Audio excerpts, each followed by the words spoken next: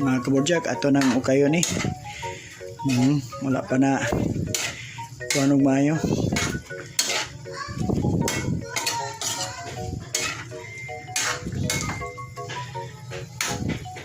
Ato ning pagawason yung kuana ni. Gamay yung sabaw.